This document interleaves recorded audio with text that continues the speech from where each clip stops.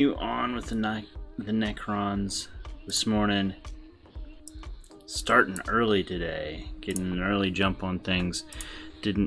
Wasn't able to go as long as we wanted yesterday, so we're making up for it today and gonna get a good, hopefully 2 hours in, and we'll hopefully finish off cleaning and assembly for the Annihilation Barge, and hopefully my goal is to finish the Stalker today. Might not be able to do it on stream. We're doing this in sub-assemblies, and it's a little awkward because Annihilation Barge, I want these pieces which go around these pieces to be separate, and this is where the pilots go. They sit there. So I want these pieces separate so I can't assemble a lot of it. So it's going to be in a lot of sub-assemblies. Also, if we look at the model here, that would just be annoying to paint with this cover on it. So this cover and these shoulder plates there are going to be white. And rather than trying to go back and brush paint those large flat surfaces white and doing 3-4 coats trying to get an even coat, I'm going to airbrush it a couple times, get a nice even coat. But that means I need to do sub-assemblies. But this is supposed to be a show-off model, so that's not the worst thing. So today we're diving right into it, and really just need to buckle down and get as much of this kind of tedium done. So anyone unfamiliar, just joining, etc., these two models are part of a charity army, one of 3 or 4 being organized by Miniac from YouTube. Check out his stuff, really good stuff. And so he's helping organize. I was reached out to late in the game, so they're looking to do this end of October. That they wanted some people to paint some of these kind of centerpiece models, and for the Necron army they listed the Annihilation Barge, a Ghost Ark, and a Triarch Stalker. And I kind of wanted to do the Stalker, but they were out of stock, so I was like, I don't know if I'll be able to get one. I can try, I can hunt them down, ask every local game store I know if they have one, including ones that are not local to me, and if they would ship them. But the person I was coordinating with, who was coordinating it, said, why don't you just go ahead and do the Annihilation Barge? I'll put you down for that. So I ordered that. And then a couple days later, they sent out an email saying they needed one more person across the 3 armies. They needed one more person to paint the Stalker. They'd found a model, but they needed someone to paint it. So I volunteered. I was like, all right, cool, yeah, I'm already doing the Annihilation Barge. I can knock out the Stalker too, no problem. No problem. And then I started I brought down the Stalker and Annihilation Barge that I have. I started looking at them, and I was like, oh man, I may have bit off more than I can chew. Just a little bit here. So again, I've got about 3 weeks to get these painted and then shipped off to Northern Virginia, which I should be able to do like 1 or 2 day priority shipping, so it's not a big deal. I do shipping every day for my wife's business, so I know it'll go out the next day.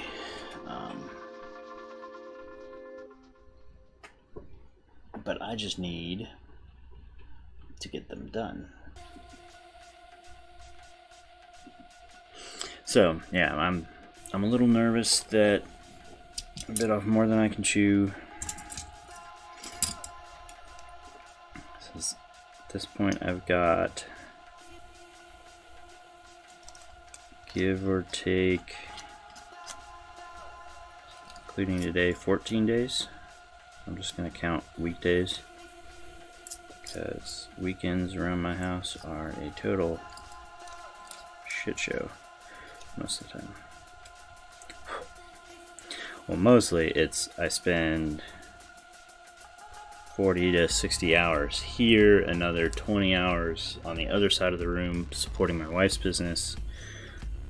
So, and this is all upstairs, and that's like all we have upstairs. So come the weekend, I pretty much close the door to the upstairs and don't go back upstairs as much as possible. Most weekends. Generally, the goal is to not come upstairs. So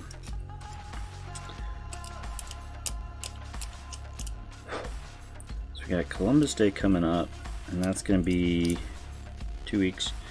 So the last Monday of the last week I've got these would be my goal. I believe that's the schedule.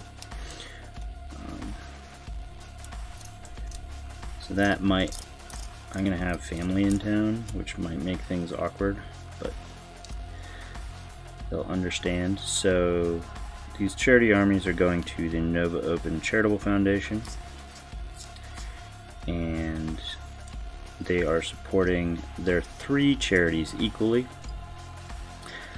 Those 3 charities are the Fisher House Foundation, which supports veterans of families, homeless veterans, etc. Here in the States, they support the Breast Cancer Research Foundation, which is near and dear to my heart because my mom and my mother-in-law are both breast cancer survivors.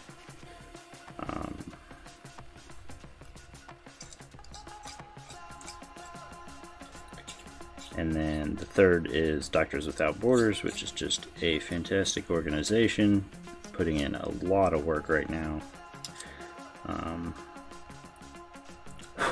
Having to deal with some craziness around the world. So, 3 great foundations, and see, I might have my mom and mother-in-law are both visiting on that Columbus Day that last week that I have to work on these. I think they'll understand if I put in a full work day, but just paint. And hopefully that'll be the tail end of both of these paint jobs. That'll be the starting to do the finishing touches.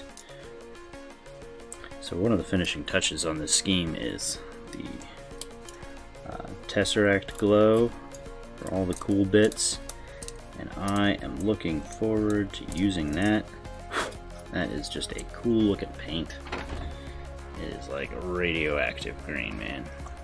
That's gonna be fun. That's gonna be fun. I'll have to look at the scheme a little more, see if I'm gonna do like all these and that. But that's gonna be the fun part. That's where the scheme kind of comes alive and it takes off.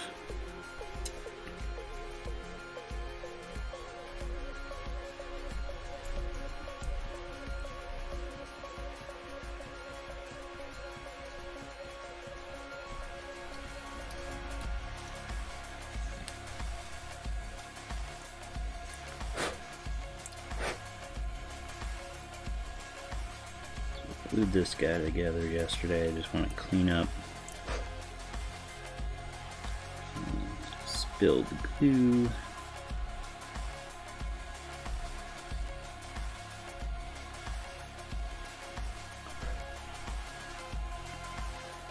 kind of do a once over. Do not want to donate a model with mold lines on it. That would just be depressing. Hurt my ego a little. What little ego I have. My model, I don't believe, will be the best painted, most glorious, but I'll do my damnedest to make sure it looks clean. Just remember seeing a mold line right at the end of the stream yesterday, and I can't remember where it was.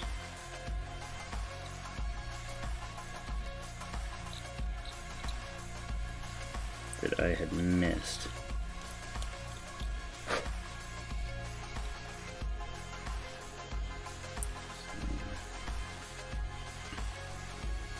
I'll give these guys a once over. And then move on to the next big bits.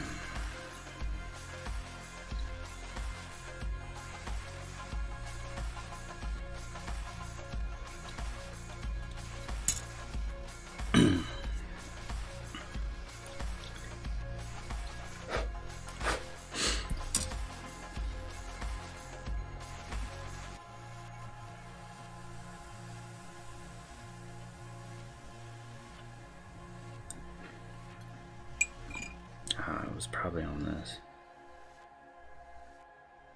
Yeah, it was on this guy. It's like I knew it was something I like glued together, and right as I set the glue, I was like, oh, there's a big mold line, but I cannot touch it because I just glued this.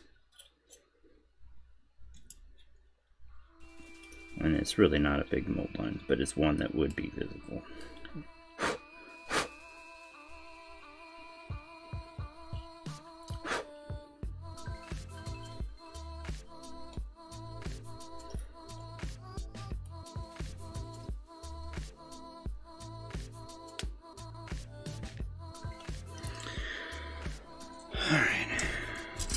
Got all the big pieces except the gun down. I got these cleaned off already.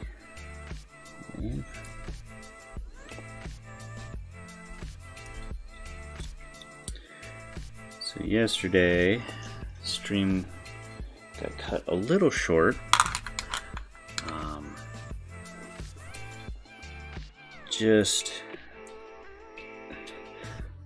So I had yesterday off from work. My plan was my kids about half the time will sleep in until like 10 or so. So I didn't get started quite as early as I wanted.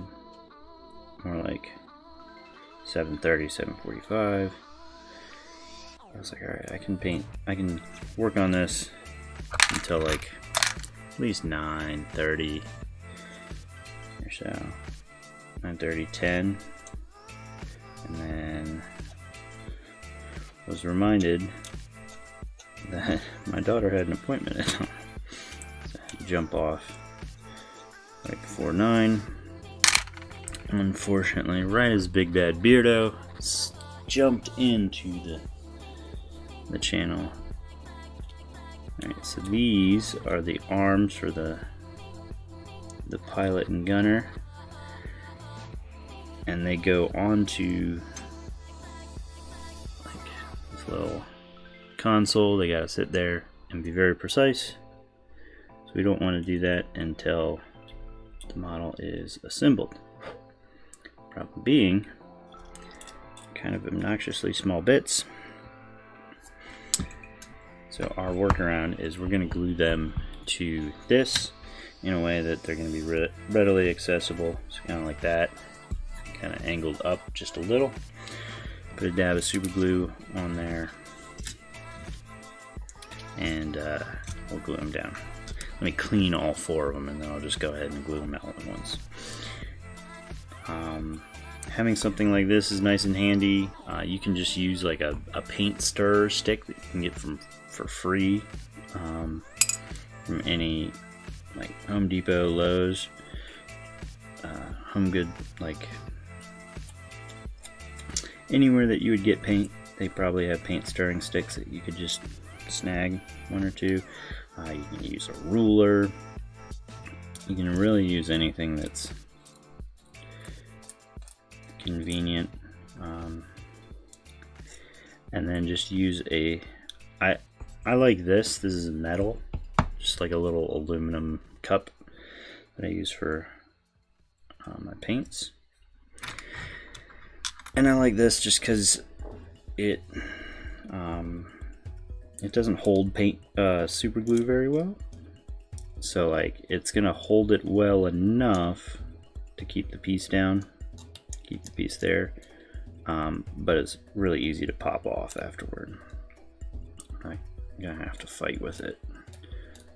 Some materials might be a little more absorbent, or the super glue kind of digs in there a little more. But generally, any of those will work pretty well.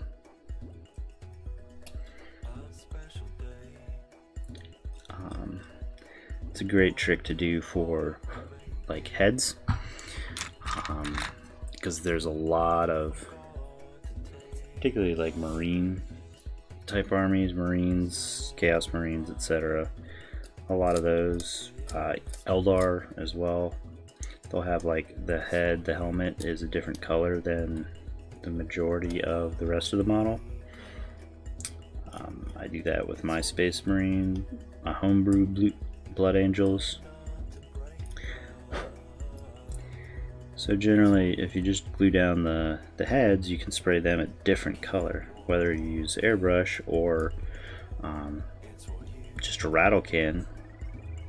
You know, you can prime them or base coat them a different color. You use like the Army Painter colored primers, which my buddy Adam works for Army Painter, so gotta give them a shout out. Reminds me, I should pester him. I also need to pester my boy at Dice Head to get. So this model and the majority of the paints were supplied by Dice Head Games and Comics. If you're in the States, they are my go-to hobby crack dealer, and give you a good. They're good. They good people. I'll give you the best going rate out there. Well, I think I don't really shop around anymore.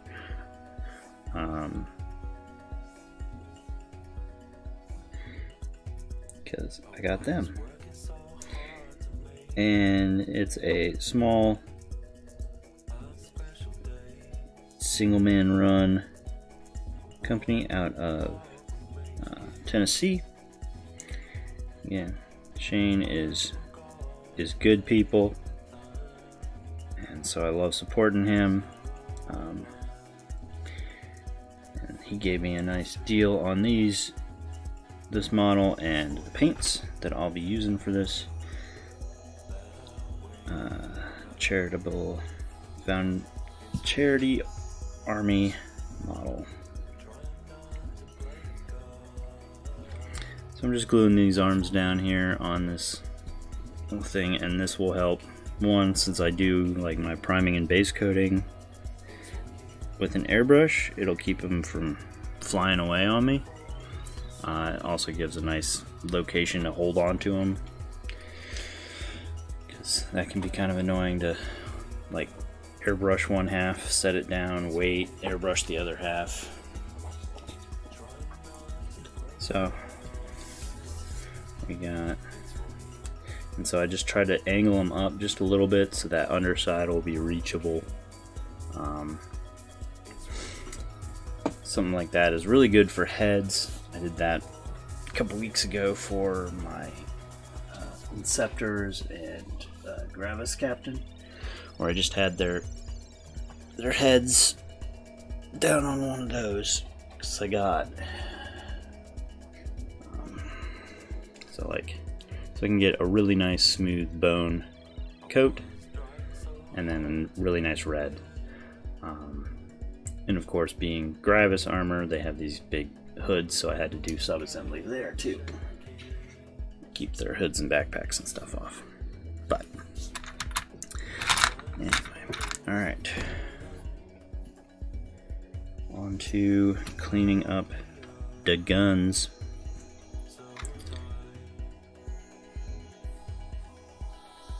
So this is the main armament. I can't even remember. Heavy Tesla Destructor, Annihilator, I can't remember. Lots of DACA, lots of Tesla DACA. I've got 3 of these bad boys personally, so I'm kind of hoping that they get a nice little boost in their new codex.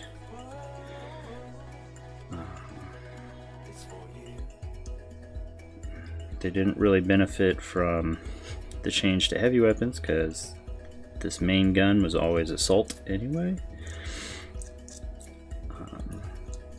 If you took the Gauss underslung gun, it benefited, which I didn't apparently. This one I'm looking to magnetize it, or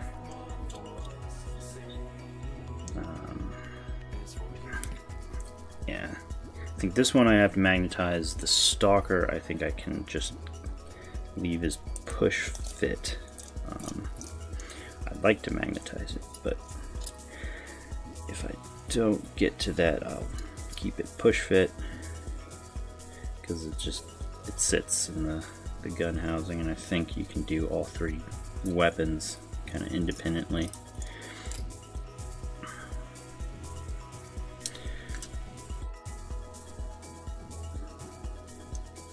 Which means I get to paint 3 guns instead of 1, but well, between the 2 models, 5 guns instead of 2. But this is a charity army, and I know I personally would love to have the options. I know I didn't magnetize mine, the Annihilation barges anyway, but if we're being honest, no one looks. It's underneath the model, it's hard to see anyway.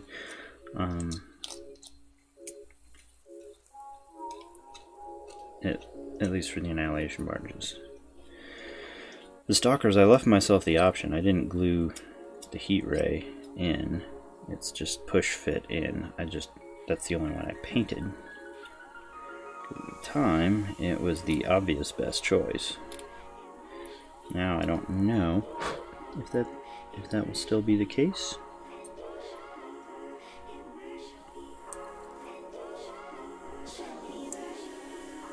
And having actually won a charity army before, having options would be really nice in something like that. Fortunately, this is a fairly basic but very nice, clean looking scheme. So I won a Dark Eldar charity army, and it wasn't a terribly complicated scheme. It looked a lot better in photos than it did in person, which was interesting. I ended up selling it, so I can't show you, which I felt weird about. But I have a handful of Dark Eldar, so I was like, I don't know that, and they were already painted in a different scheme. And handful, I literally mean like 4 or 5 models. Got probably 3 times more now, so I've got like 15 painted in that scheme. But it was just, it looked nice in pictures. I wasn't as enthused about it in person, and I wasn't sure I'd be enthused about painting more models to match it. So that was the thing, is it didn't have very many options. A couple little shortcuts, which it's a charity army. It was donated by somebody. You can't can't look a gift horse in the mouth, right? But just the shortcuts here and there and a couple other things just made it less appealing. It was also it seemed like it was a collection from a previous version of the rules, like before the 8th edition book. So it had like a homunculus, and then it had like 20 witches, but it didn't have a succubus in it. Like it had a couple hecatrix that you could probably run as succubi, but it was just, I felt like in order to play it and have fun with it, I would have to put some work into it. Work that didn't appeal to me. So I instead sold it to someone who hopefully is enjoying it much more. Because it had good bones. It had a cool scheme. Again, it was done at kind of a basic level. It was definitely like a speed paint, but a speed paint that was done to look striking. So like it was mostly a orange like airbrush on all the vehicles. There's like a really nice fade, some blue accents, but then the models themselves were like red and silver. It worked together. It just, again, it wasn't something I was motivated to continue. Good morning! According to the numbers on the screen, I'm no longer talking to myself. Talking to myself and hashtag replay. Anyone checking out the replay? If you are jumping in the chat room, let me know. This is admittedly not the most invigorating or inspiring element. Though that said, if you do have any questions about what I'm doing, fire away. But if you have questions about anything else, fire away as well. Or you just want me to ramble about a specific topic within the hobby, I'm happy to do that too. There's one thing I consider myself good at most of the time, is to go on rambles. It was back when I had a podcast. It was a running joke that at some point every episode I would just go on a rant, ramble, and talk for 20 minutes. It was usually probably like I talked for 3 to 5 minutes, but everyone else talks for 30 seconds at a time, so still significant. But it'd be like, alright, like we do, kind of go around the horn, hobby and game update. Who's done what in the last 2 weeks since we last recorded, and everyone else is like, oh, I'm working on this model, played a game against this army and I won, or played a game and I lost. And I'd be like, alright, well, I played against Joe Schmo with their such and such, and I was running this list and they were running this list, and we deployed in this way, and I was over on this flank and our mission was this, and turn 2 this happened, and that was a big turning point, but you know, this happened and I made this roll. So part of why I started a blog, I just wanted to share stories. And I think that's why I'm somewhat comfortable most of the time talking to myself. It's because when I started that blog, it was 99% for myself. Like, I didn't expect anyone to ever read it.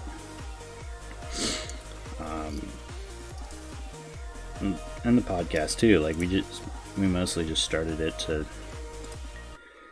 because we had a chat group for the 4 of us that wrote on the blog, that like just a Hangouts, Google Meet, whatever it used to be called, chat, and it was like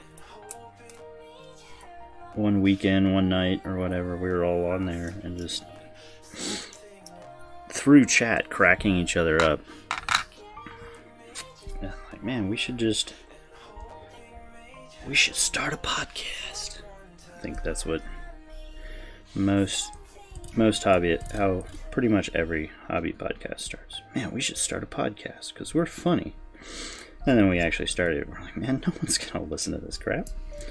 But apparently some people did. So,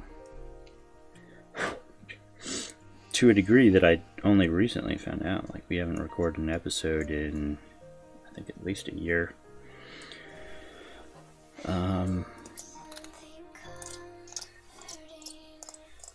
But yeah, I had somebody recently tell me, oh yeah, over here in England, like, people know what, for the most part, people know what I'm talking about when I say facing the great tide. And I was like, what? How? I don't understand. So don't be a silent listener. Drop a comment every now and then. So otherwise people might just give it up because they assume no one's listening anymore. When you are, and if you're enjoying it, let the person know. It's something I feel like we all need to get better at. Myself included, but it's something I try to do. Just like since my wife started her business 3 years ago. 3 years, it's crazy. I've been a lot more kind of conscientious about where I spend my money. I still get a lot of stuff off Amazon, but when it's reasonable and there's an option, I would much prefer to shop a local small business, and even online, because a lot of people do Amazon fulfillment. So it's like, alright, you run a small business making, we have one, it's like some dude probably out of his garage sells packaging supplies for shipping. So like little plastic bags. Alright, I'm gonna support you, man.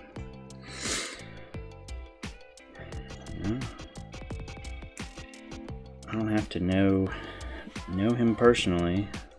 I know if it's a small business like that, particularly, I know it's a small business because he writes little thank you notes on the receipt and he slips in the box. Alright, man, I know you are a small business. You are just trying to pay the bills, support your family, support yourself. I want to line your pockets rather than the CEO making 7 figures. As much as possible. Again, I live in a small town, and so sometimes there's not a whole lot of options out there other than the big box store in the next town over, or Amazon, who have been god awful about shipping lately. Basically everything I order is at least a week, and I'm like, what's the point of Prime if not 2? It's like, I paid for Amazon Prime and y'all are telling me this is gonna arrive in 2 weeks and it's in stock. Sigh. First world problems, man. So yesterday I had the day off. I took the day off from work. My wife took the day off from work. And we went to a safari park. It's about an hour and a half drive away. It's basically like a drive-through zoo, and they have elements that you walk around, but we didn't feel comfortable with actually getting out and interacting with people. Still not about that, but they had a drive-through section with all these animals, mostly like deer and cattle varieties. You could feed them out of a bucket. But it was like an hour and a half drive, and our youngest just turned a year old. She's not good on car trips.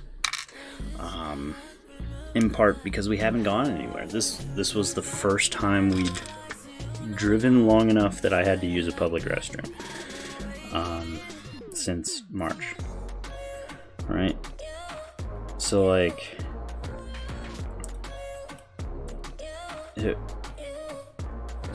the only trips she's taken since March have been like to the next town over to go to Dairy Queen. It's like, alright, that's a 20-minute drive there, 20-minute drive back. Usually on the drive back, she starts getting super frustrated with us. She is over it, done, doesn't want to deal with it anymore. So we're like, man, she can't handle like a 45 minutes away from the house in the car. Like, this might be interesting, doing an hour and a half each way and then driving around a park. It's like, you don't get out of your car. But we could get her out of her car seat and let her hang out in the car with us.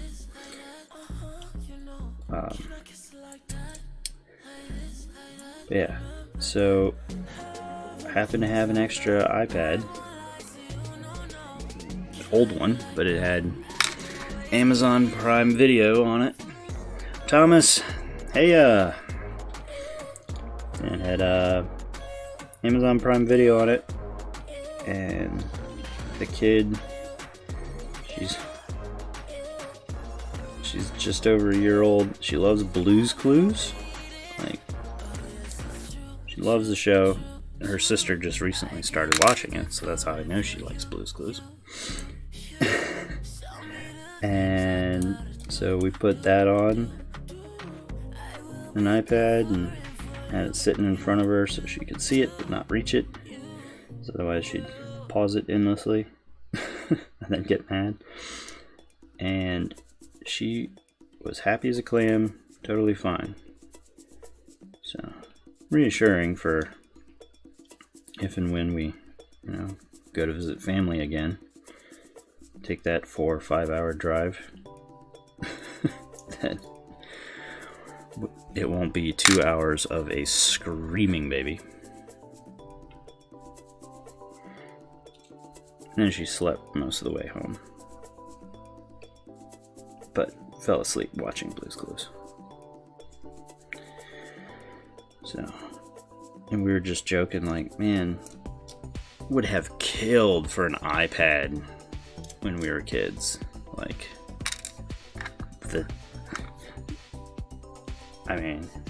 it was like the rich kid in school was the one whose parents had the minivan with the TV screen in the back seat. Like, they could watch DVDs, or not even DVDs, VHS. Must be real. It's like, that was a big deal.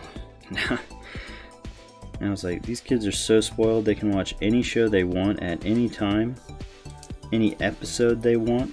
They got a particular favorite episode, jump to that. 90% of the time don't have to deal with commercials. Watch my favorite show, you had to be sitting your butt on the couch right at 4 p.m. on a Thursday, or whatever time it was. And God forbid there was a news event or a weather event, and they interrupt your broadcast to keep your local area apprised of thunderstorm causing power outages. That was the one that always drove me nuts. It was like, we're seeing large power outages in these areas. They're directly in the path of the storm. If you're one of these areas, you need to get underground. At the time in particular, I was like, bitch, their power's out, they're not watching you. Just go back to The Simpsons, man. Let me watch my show.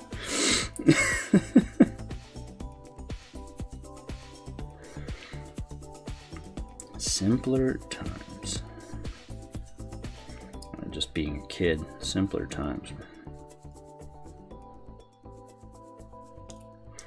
It's like I'm reading Harry Potter to my oldest, who is probably too young to really get it.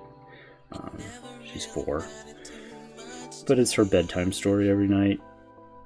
I don't know that she pays attention every night, but she likes me reading, and then sometimes she'll be bouncing off the walls, other times she'll just settle right down.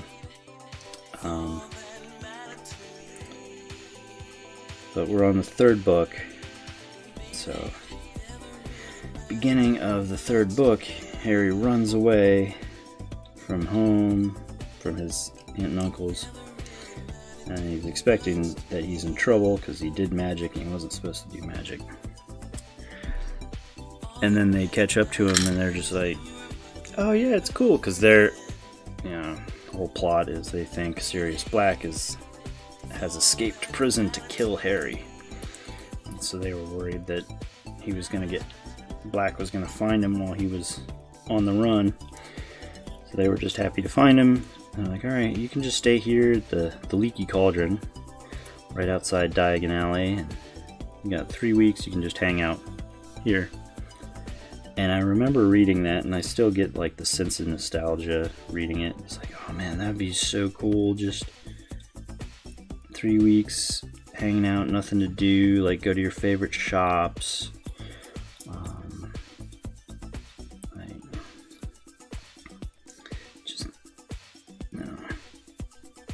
Don't have to worry about chores or school yet or anything. Just hang out and have fun for 3 weeks. And it's like, I think there's no situation where I could do that. Just be like, alright, cool. I'm just gonna hang out here for 3 weeks and have no responsibilities. Like, it's like, oh, we'll check you in to room 11 in the Leaky Cauldron, and my first thought is, man, how much is he paying a night? I mean, that's the other thing. It's wish fulfillment of Harry Potter. He inherits a fortune, so he doesn't need money. Money's not a problem. You can do that if you don't want stuff or kids or both. Yeah, he's a rich kid, exactly. He's a rich kid, so he can just go stay in a hotel for 3 weeks and not worry about it. Privileged white rich kid. Alright. So we got all the pieces cleaned for this bad boy. We can continue on assembly. So again, there's only so much assembly we can do. So like, again, this part, I'm not connecting these guys to that yet, because I need that as a sub-assembly. It's a separate piece. Because I want to paint it white. So, but we can put these two halves together.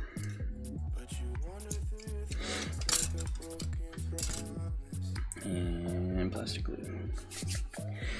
So then once we finish this, we can move on to the Stalker. There's my plastic glue. And we can assemble the Stalker.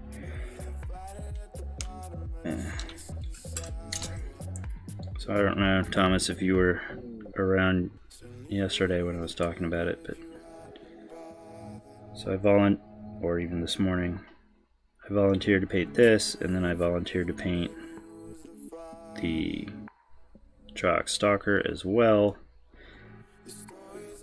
And like, hashtag, this is why I'm a failed commission painter. This is why I am a failed commission painter, because I'm like, oh yeah, I can take that on too. I can, that should all be pretty quick and easy. I serially underestimate how long something's going to take. It's like I'm still doing it, even though I know I do it. Alright, make sure we got a good seal there. We might come back and clean up this edge a little bit after the glue has dried.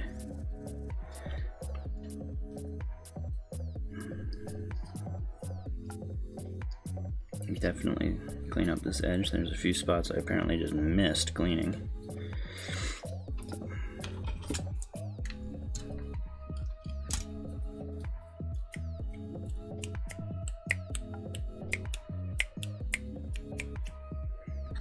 How does this sit on this in a way that doesn't interfere? There's this weird little like ball thing. No, that's the top plate. The bottom.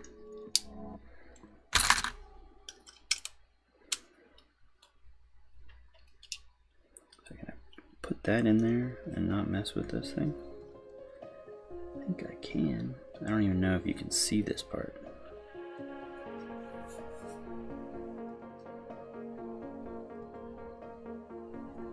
I guess you can. Goes together. Yeah, that's the... Alright.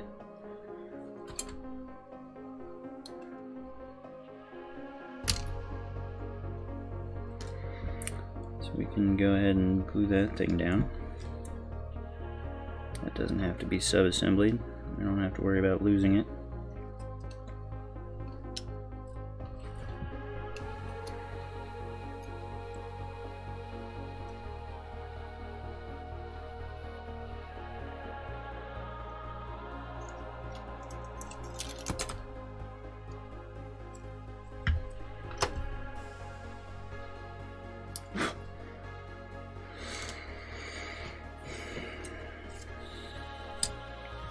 We've got these stupid little engines. So I want to say those actually kind of just slot in.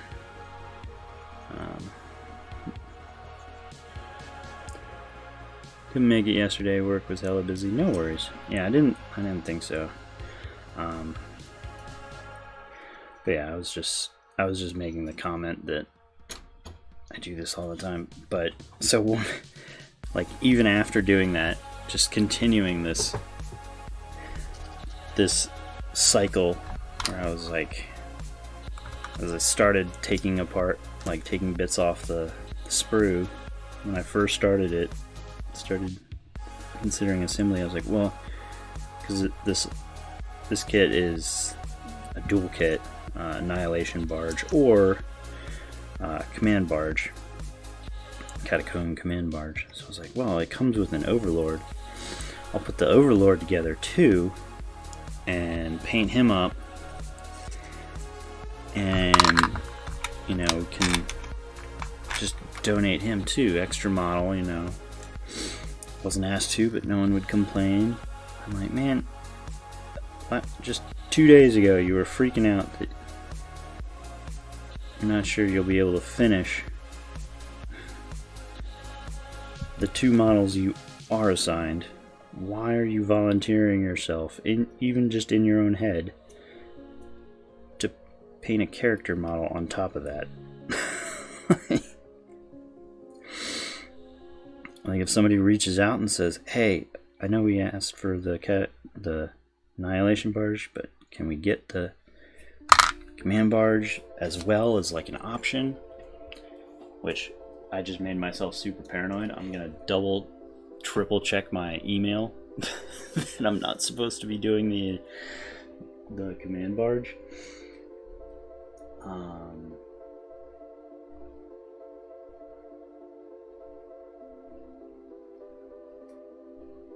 Yeah, I definitely just made myself super paranoid.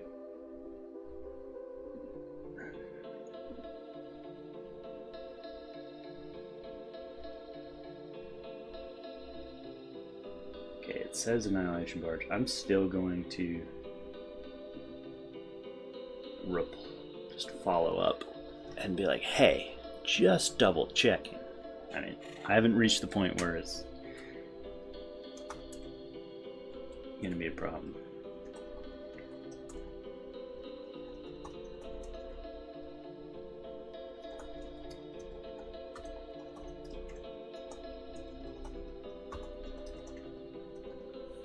Thank you. It is awesome. I'm super excited and proud to be doing this and helping out.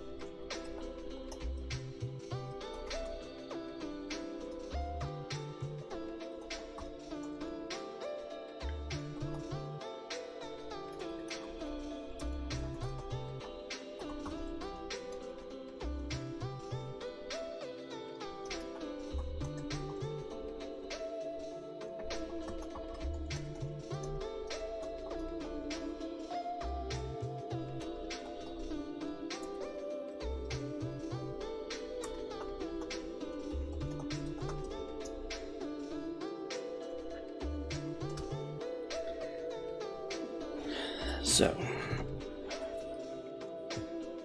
I may end up scrambling and having to swap it out to be a command barge, but so the difference is the gun here, which won't be the worst thing in the world to magnetize down if want to swap it for the Annihilation or the command barge. Just more work for me, but realistically I could just trim those little tabs, or actually probably leave them, and right on the front there, let's see,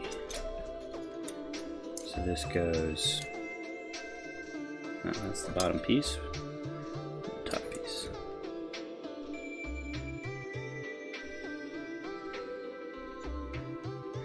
So this is the top piece, just goes there. This is floating, apparently. Okay, I thought that went down. Oh, it goes down on that center beam. I was hoping I could just magnetize it right there. It's gonna sit somewhere in there. I could still probably slide a magnet down in there to avoid drilling out. Or I could have put one right here. Actually, that doesn't really work. There's nothing connecting there.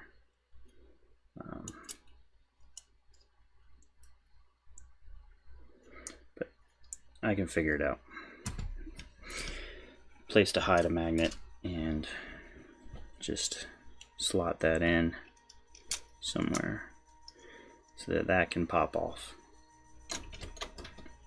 And like I said, I didn't even connect mine. Many Maddies! Hi! I finally made a stream of mine. Not the most invigorating stream. Yesterday and today I'm on assembly mode, trying to assemble as fast as possible. I've got the Annihilation Barge, and then once I'm done with this, I gotta break out the I have a Triarch Stalker as well, and gotta put him together. Both of these are for the Nova Open Charitable Foundation's fall raffles being organized by Miniac. So I'm going to be painting both of these. I got a 3-week turnaround, so I'm a little intimidated, but we can do it. Doing all right. Otherwise, is slightly stressed about getting this done in time. I was hoping to have all the cleaning, at least, of all the pieces done over the weekend, and that didn't happen. And then I was hoping to have this guy at least done yesterday, but totally forgot about an appointment my daughter had in the morning until right beforehand. Let me make sure I don't need anything weird before. No, just slide these together. So that got cut short, but then later in the day we went on an adventure. We went to a safari park. It's a little drive away, but super fun. Yeah, that's right. Hadrimal did the reanimator for that army, so yeah, if he's got any good advice and tips for painting this scheme, I haven't tried the scheme. It's not terribly complicated, so I'm not too worried about it. But no, other than just putting paint on the model, I am doing some sub-assemblies which have me a little frazzled, because like these pieces I want to be white, and so rather than trying to brush paint white across these big flat surfaces, I'm going to airbrush them, but that means I have to leave them apart, because everything else is going to get an undercoat of silver. A lot of this is going to be black over that silver, so I can't do white. And then, not to mention, there's also this, nice Xenos overlap going on. Is that the bottom? Apparently it matters which side you put this on.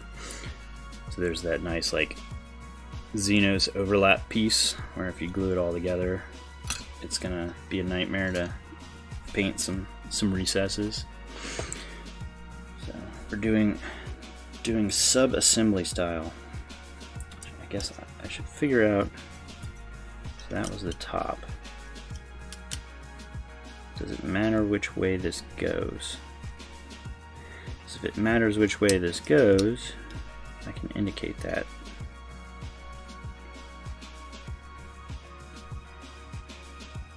Look like everything lines up that way.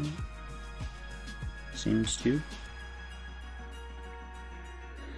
to line up that way, so I can glue this front piece on. I think that shouldn't be a problem, because I glued the guys into this and then attach it there. They don't have arms, so that should be alright.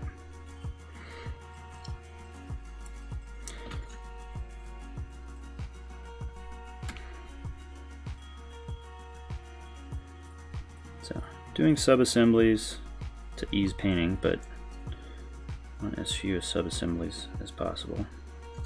I didn't just flip that, did I? Okay. That's the top side.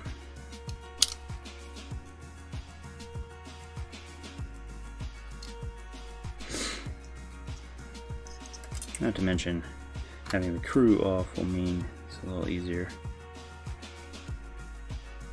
They're gonna fit through okay, right? Yeah. They don't have their hands. Yeah, so I'll take the risk.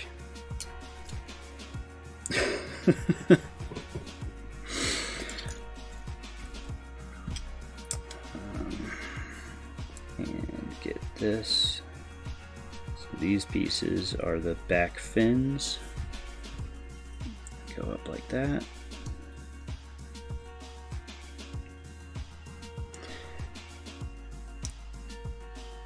Yeah, I'm not gonna say I'm not intimidated by doing two of these. And right before you jumped on, I had the moment of horror where I'm expecting to do the Annihilation Barge, And I was making the joke that I always overcommit to doing things. Is that gonna work? Having that already assembled, will this fit together? Okay, that'll still slide in. Okay. I want these pieces separate, but we can let them dry like that so that we know that everything's going to line up when we're done.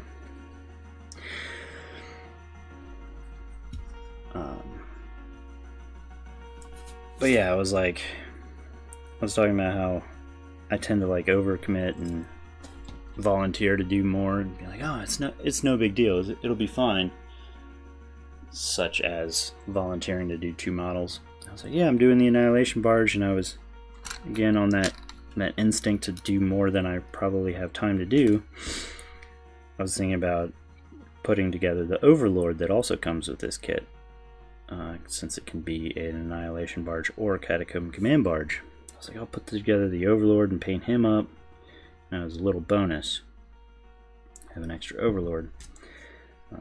And then, yesterday morning I was like, all right, now focus, Evan. Do what you have to do. If you manage to get it all done in time, then okay, go back and do the Overlord. And then I had this moment of, okay, it did say Annihilation Barge, right? It's definitely the Annihilation Barge. And it definitely says Annihilation Barge on that email, but it also says like these 3 models are kind of centerpiece models that we want people from the Artist Consortium, which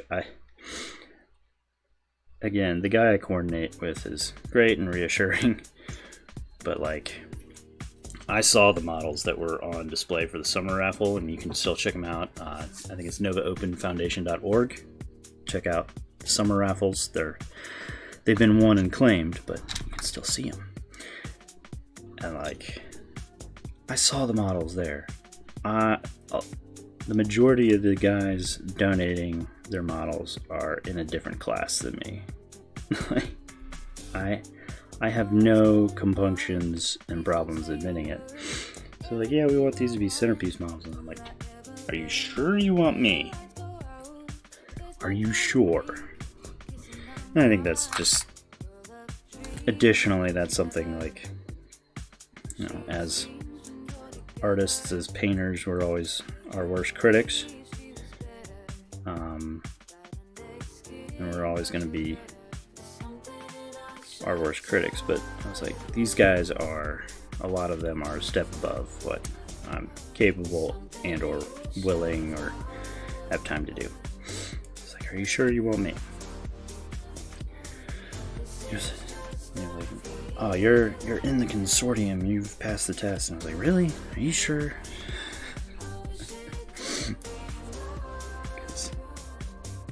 Again, I saw the model I contributed for the summer raffle, and I saw the other models in the summer raffles. Mine was not as nice.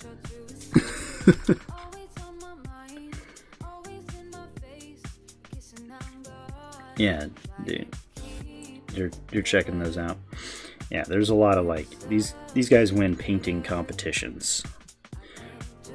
I paint good armies. I paint nice looking armies on the tabletop. They're not going to win painting competitions. Even in a tournament, I'm not going to win best painted 9 times out of 10. If not 19 times out of 20. Like, I've won best painted at a GT once. I usually am in the top 10%, like top 5 to 10. I'm fairly there, but the top like 3, I'm on their 2020 artist page. Yeah, it's like, but it's like there's the top 5 to 10, and then there's the top 2 or 3 guys at any event and any tournament. It's like the stuff those guys do is ridiculous.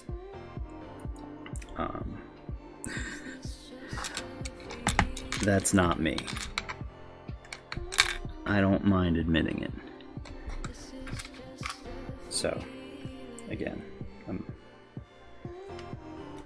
they're like, oh yeah, we want you to paint this. You know who I am, right? You know what I do. It's not as good. But anyway. So, between them saying these should be centerpiece models, making me paranoid, but then just like, alright, well, it's an Annihilation Barge. It's a heavy support thing. You know, do we really want to?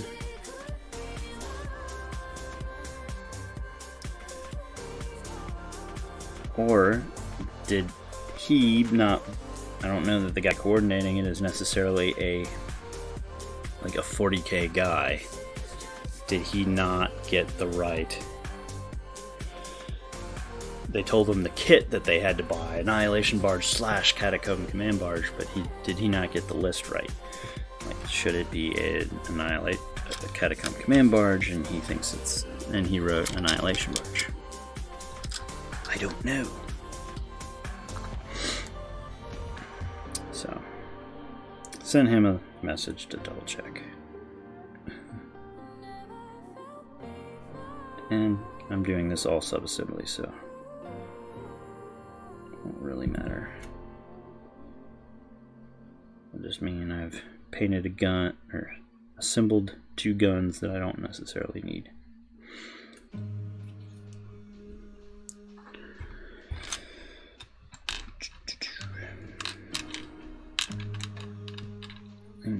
Animation VFX, the top 15, maybe 10% is eligible to work. Yeah, then there's that 0.5% that's just insane. Yeah, I mean, it's for sure. It's interesting. So are you in VFX animation, Thomas? That's awesome. One. So I'm a big fan of Corridor Cruise thing that they've been doing, the VFX Artist React. Cool.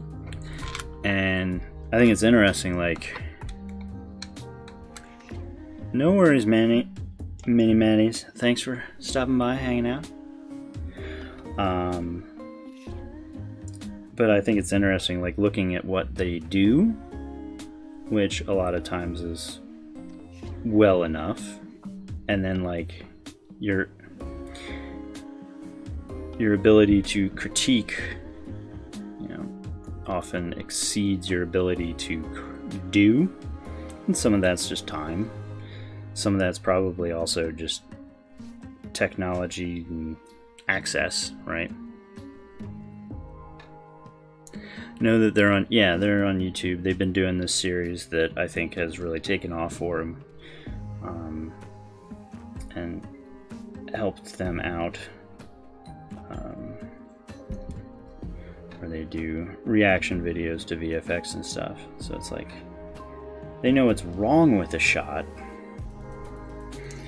but they don't necessarily have the ability all the time to do better than that shot. Sometimes they do, for sure. Sometimes it's old stuff that they're reacting to. Alright, so this is one of 2 guns. I have to figure out how to magnetize the gun that also slots into here. It's got a double connection point, and there's another option.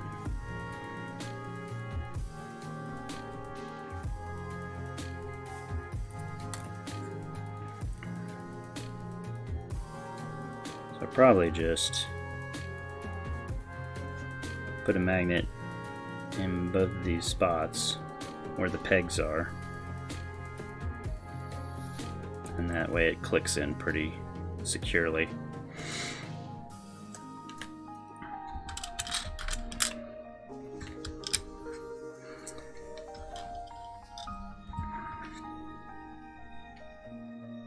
Though I'm tempted to leave that peg to give it kind of vertical support, and just replace the peg above it, or vice versa.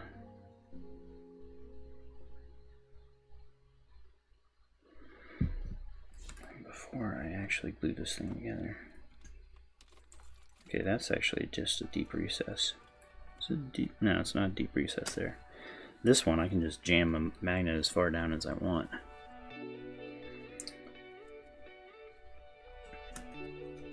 Interesting.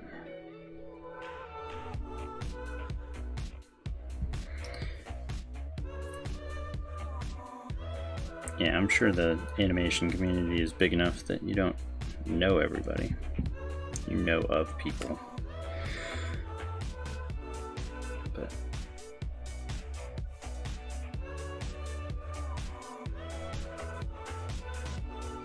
Thomas, feel free to make something look good is either limited by the time, speed, or by you and your colleagues' ability to judge the work. Yeah.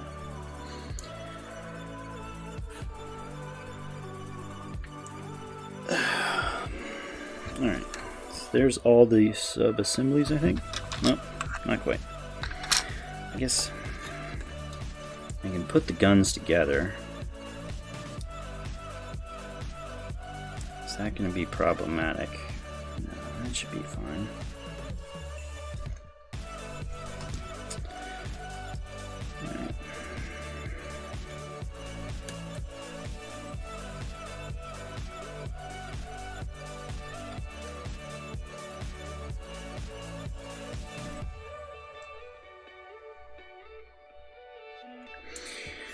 Alright.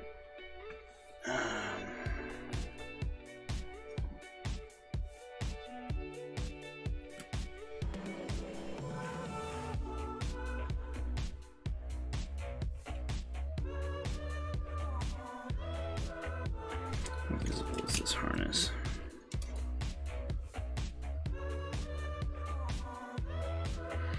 Alright. It's just debating if I put a large magnet here, is that going to be super obtrusive in the model? Super visible. I feel like it kind of is. Comparatively, I could jam a magnet into there.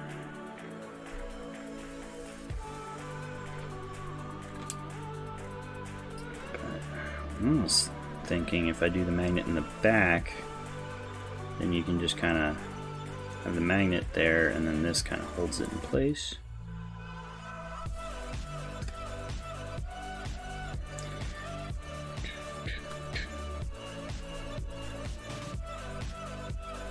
That's a lot easier.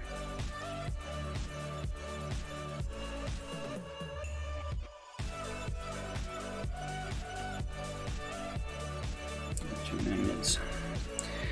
Here we go. Small industry. Yeah.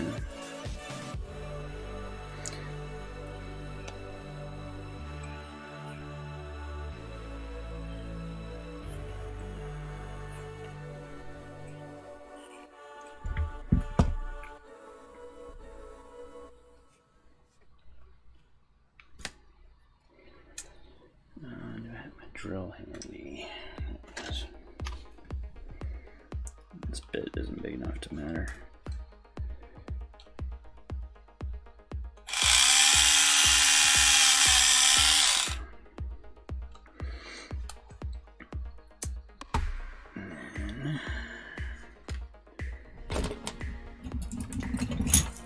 Alright, magnets. Advanced lesson time.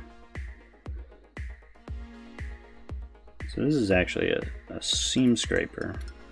It works pretty well for this application. It's got a triple headed tip. And so I can get it in a, particularly when I don't need to worry about depth, I can just expand a hole like that.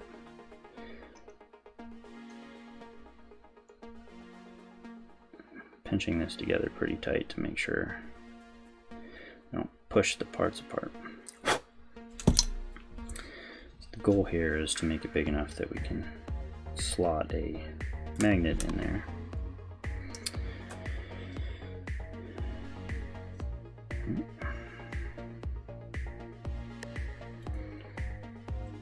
Alternatively, it'd probably be better to have just a larger drill bit handy, but I just don't have one right now. I'm not walking away.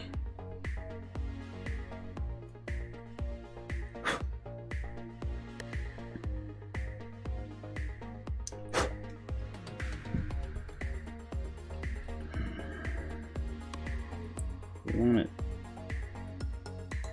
big enough to fit, not so big that it isn't kind of a tight fit. Like, that's probably a little too big.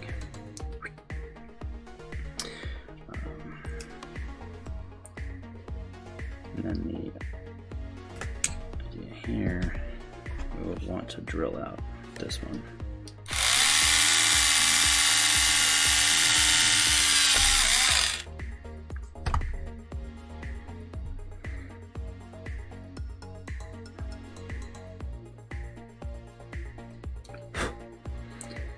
I want that to be able to sit flush. It's going to be my end goal. Let's have this one flush and have the other one flush as well.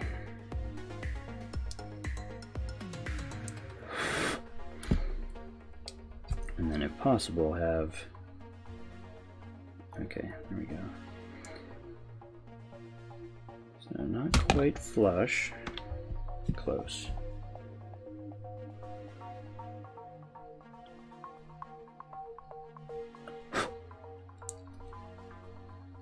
What's up, Spottiest?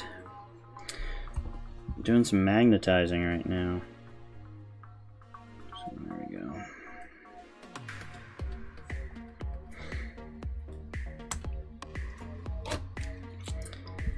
So this is the main piece that we're going to be putting a magnet in. And then we've got two gun options. They're going to slot into it.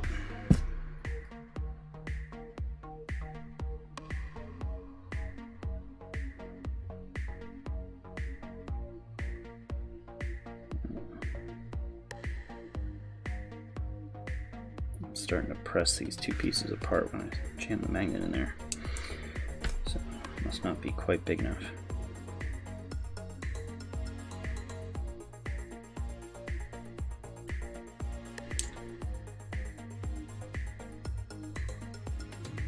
It's starting to come apart. Okay. So I need it a little bigger.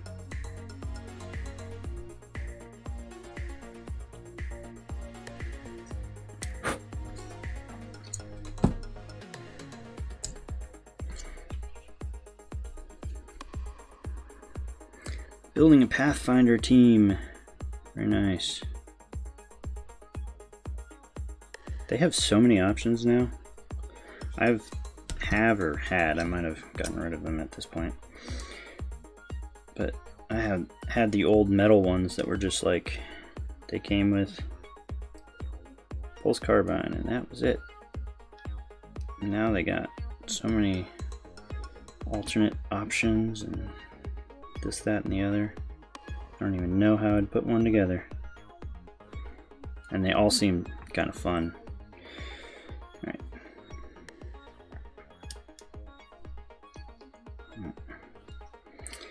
So right now, this is in. So I'm going to put these big magnets there.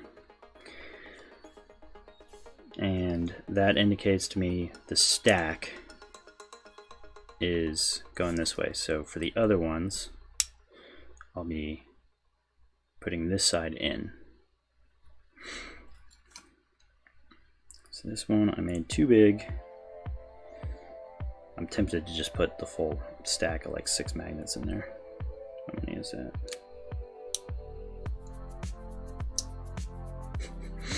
Tempted to just put like 5 magnets in there because end of the day, it's easier.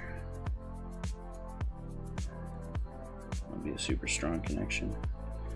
It's only 4.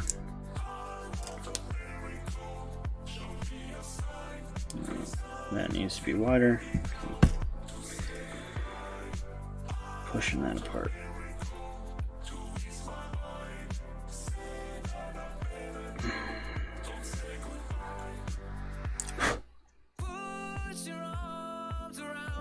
Need to be able to fit one flush, at least.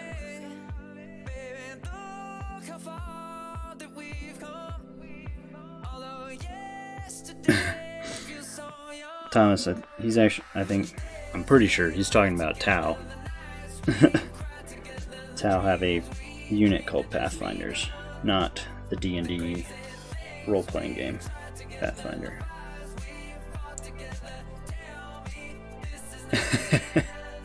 No worries.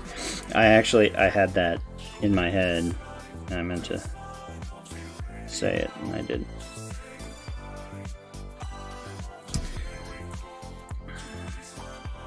So one of my favorite things to do when magnetizing is, instead of actually putting magnets in both sides, is to glue a piece of sheet metal. So like, I actually got my sheet metal from, I just bought like a $5 metal paint roller tray, and you get, if you have some metal snips, you need metal snips, it's hard enough for that, but you just cut out little squares. The reason I like doing that is because then you don't have to worry about polarity. You don't have to worry about, okay, did I somehow flip the magnets? Did I get the wrong magnet in the wrong side? You don't have to worry about that if you just use a piece of metal on one side. It's also cheaper. The connection is not as strong. Full admission there. The connection is generally not as strong.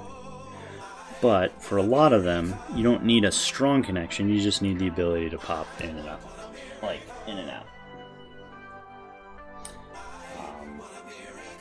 And so that works for that. If you need a strong connection,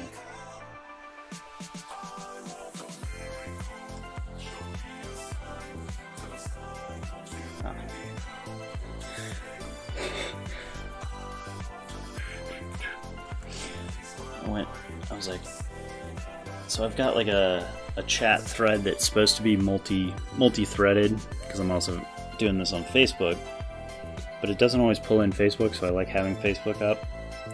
So I went back to my Facebook, and it had like a chat window up right over the comments section, and I didn't realize it was the chat, and I was like, whoa, there was a lot of people talking, and I was like, wait, there was me talking. I got some Tau tanks. They come...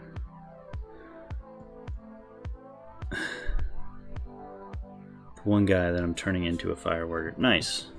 Yeah, the sentry gunner for the hammerheads and devilfish, I think they're all in there. That's always nice when you can manage to have a little extra piece. So what I really should have for this one is some green stuff to make that connection even more secure. But I hate mixing it up. I don't have green stuff. I have like some other, probably cancer-inducing resin. Alright, let's put this one in, and maybe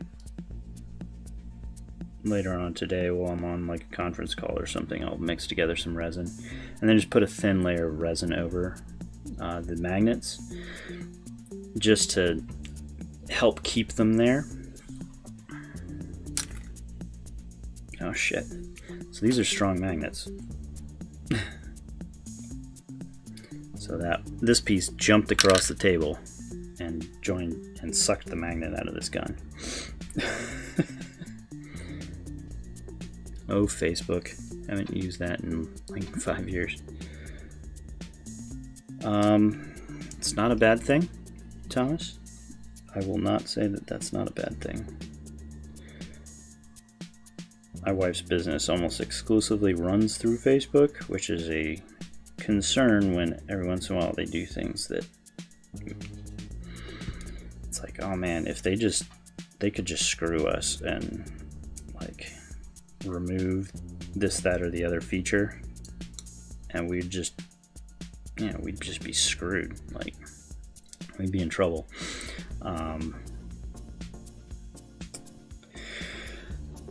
So now I'm going to put those magnets far away from these magnets. So my thought is, I've got the magnet there, and you'll be able to just slide this up into this hole with the magnetized part. I'm going to keep all these several cells away. Yeah, it's a big video platform. They've also got, so we do with the lives, we do my wife's business. She sells clothes, like this really cool shirt. It says "Cool Kids," super soft, comfy. Shameless plug. Hashtag shameless plug. But let's be real, I ain't paying the bills with Twitch. She's been in business for 3 years. So we do Facebook Lives to sell. Alright, so this piece goes like y'all. No, like y'all. Spine down. And then those insert to here.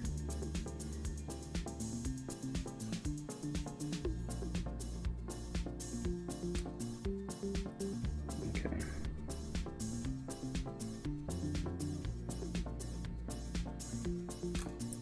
This does not seem like the most secure connection, Games Workshop. Just saying.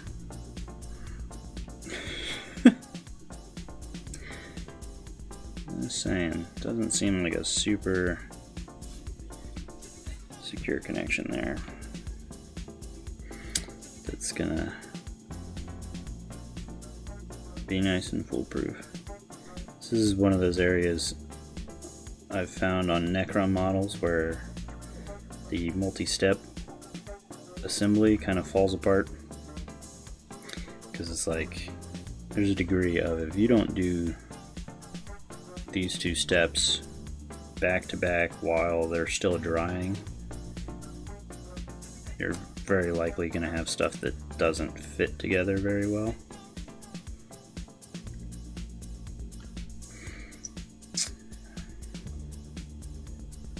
And this ring goes inside.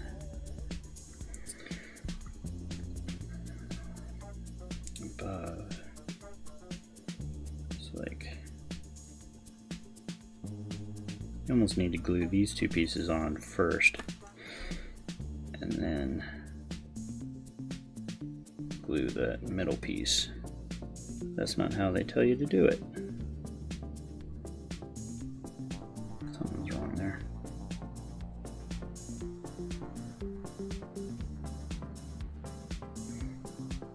See, this just does not want to sit like that. Because it's backwards.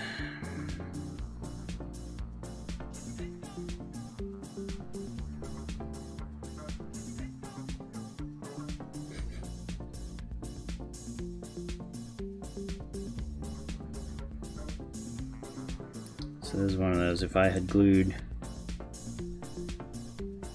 these two drums to that middle piece, let it dry for 12 hours and then come back and try to glue this thing down, I might have struggled a little bit. Oh, damn it. One of these is upside down. Which one's upside down? This one's upside down. That's probably why it looks wonky. It's like, wait a second.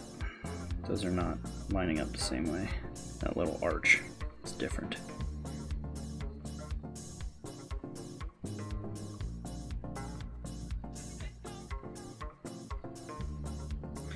Xenos assembly. Alright. Whew. That's done.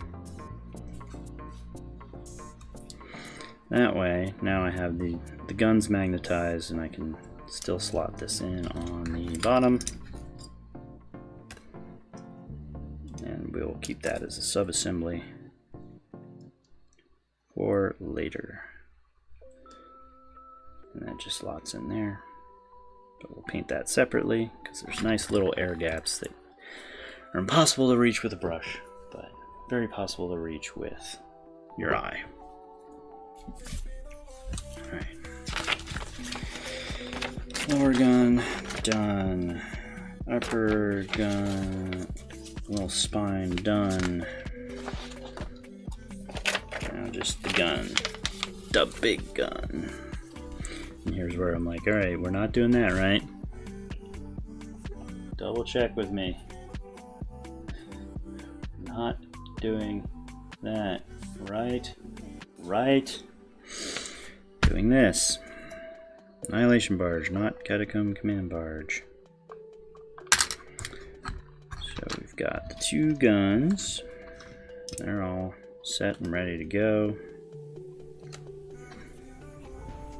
We glue them together pretty independently. They don't need much guidance. Let's make sure the coils and cables and things are all going the same direction. Done.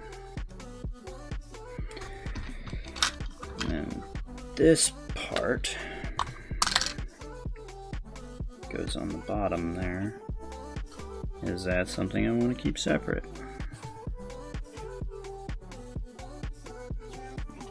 Kinda, yeah. Yep, because you can see it from the top there underneath. Kind of want to keep that separate. And then there's a spine that goes down the middle of the guns. That's a nice little targeter front. That I think I want in there. Though it does create some gaps. But those aren't details. So.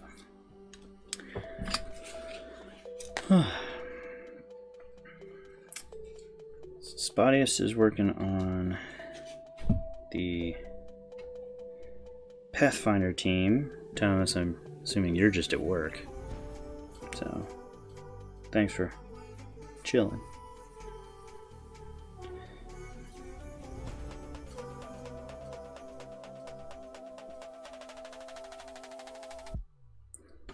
Have you gotten any painting in though recently, Tones? I know you'd picked up some paints. And had some D&D minis that you're going to be working on. Alright. And then this thing slots in there. Kind of this goobery way. Like, what kind of connection is that, Games Workshop? Seriously. Like, where am I supposed to stop it? At the bottom or the top? Should I jam it all the way down? I don't know. Should it overlap at the bottom or the top?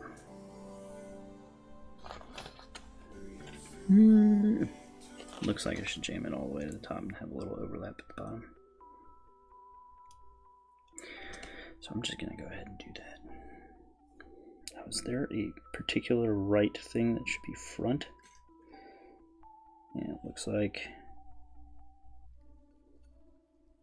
very supposedly this design points forward. I don't know if that actually matters. But it wouldn't surprise me if, like, it was slightly angled wrong if I didn't do that.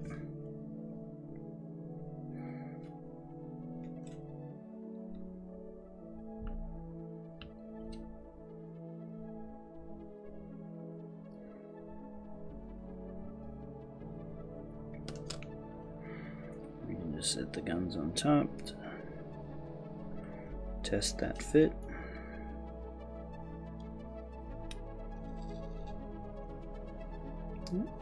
What would happen if I put it backwards? I don't think anything would happen. I think it's fine.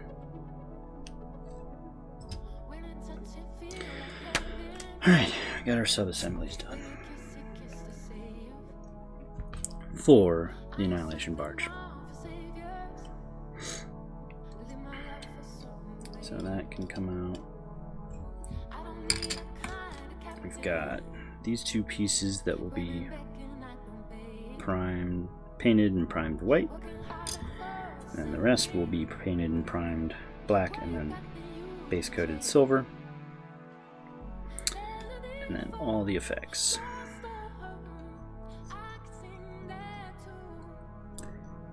Make yourself some late lunch. Alright, sir, thank you for hanging out. Sounds good. Like I said, with this tight timeline, I'm expecting to I gotta try to be on and working on this every morning, so that's the goal. Hopefully tomorrow I'll have everything assembled. Hoping I'll have time during the day with conference calls and whatnot to keep on assembly and just finish, and then we can start painting tomorrow. Really, ideally, I'd have the airbrush work done tomorrow before I start the stream, because airbrushing, while really informative, can be kind of difficult to capture. I gotta move my camera and all sorts of audio concerns, this, that, and the other. Alright. Annihilation Barge, done. I'm really hoping that they don't go, oh wait, no, it should have been the command barge. Please put the Overlord together. It'd take another 20 minutes. So, not the end of it all.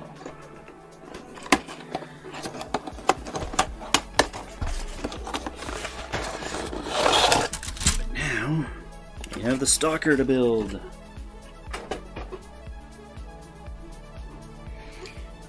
And let me check a couple things. Real life, real world things.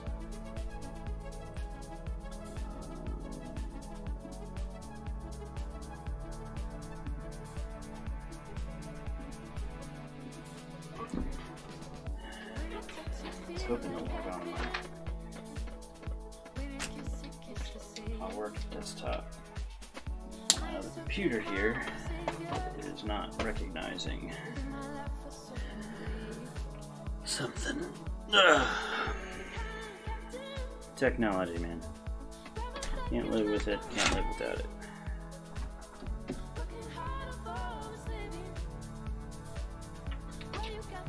Sometimes it just might need a restart.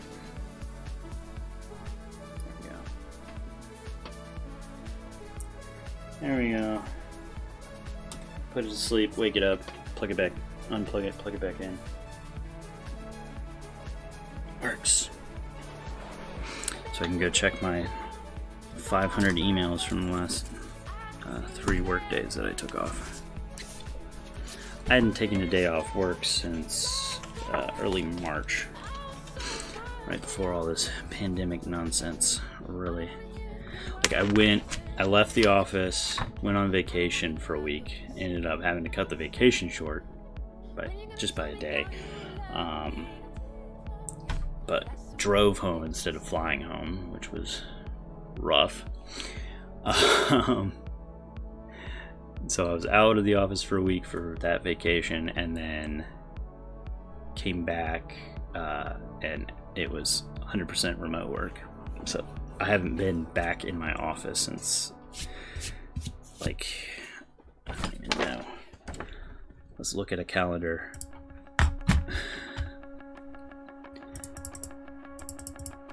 Back in March. So it was actually mid-March that I was out. but I started my new company. I switched companies, but I still work for the same project, Contracting Life. So I was actually out of the office Monday through Wednesday, back in the office Thursday, Friday, the 12th and 13th. And then I was out for the week of the 16th. And then when I came back, they were 100% remote. So I haven't been in the office since March 13th. Last time I was in the office for a full week was the first week of March, 2nd through the 6th. Random, I'm sure you guys cared. Alright, so let's look at this bad boy. And I remember that there was part of this that essentially had to be done at the same time.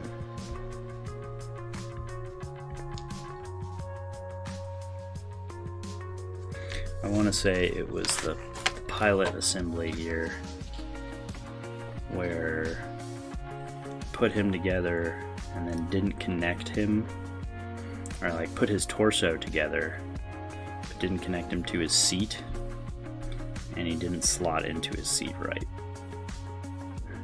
Or I just did the assembly. I think they've rewritten it, because I want to say I had this part done, this like arch done, and then couldn't slot him into it. So let's look at the model. This is the part that I want to be white, and I think I can assemble all this fine and then just leave off the sides. I'll have to brush paint this part right here to match it. I might even airbrush it and then mask that part. That might not be the worst thing in the world,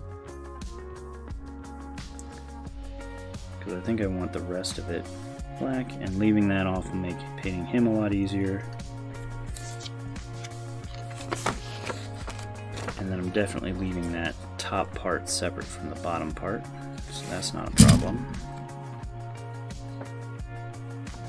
Subassembly here is going to be a lot more straightforward, thankfully.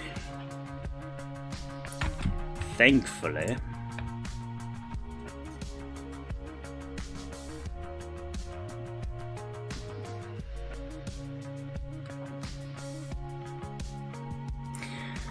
So we can...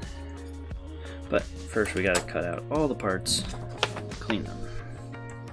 I like doing one and then the other. Both kind of tedious, but just helps me. So, got this nice thing. So what I like doing with this is just kind of put step by step into the various compartments. That way I can cut them all out and then clean them all up, but still have everything in order. I'm not like digging through bits. Sometimes various bits look very similar but are very different in function. I might actually be able to leave that front little fascia piece off.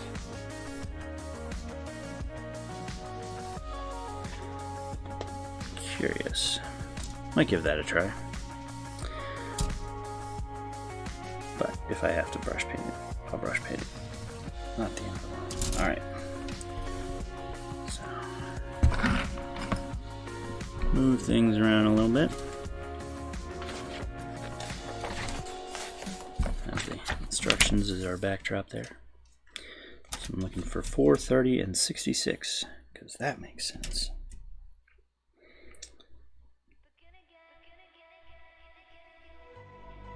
So maybe they did what I was talking about last time, sort of, and most of the numbered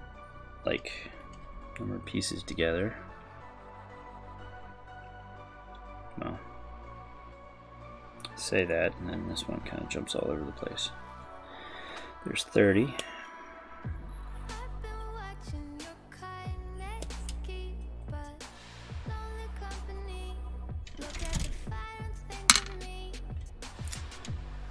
66.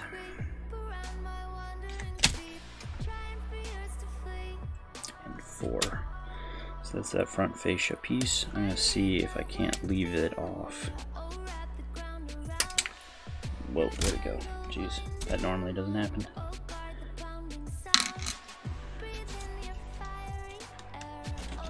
That must be on that first 66. There it is.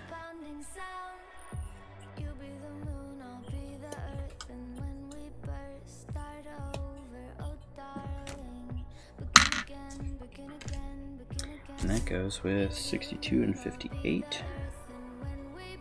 There's 58.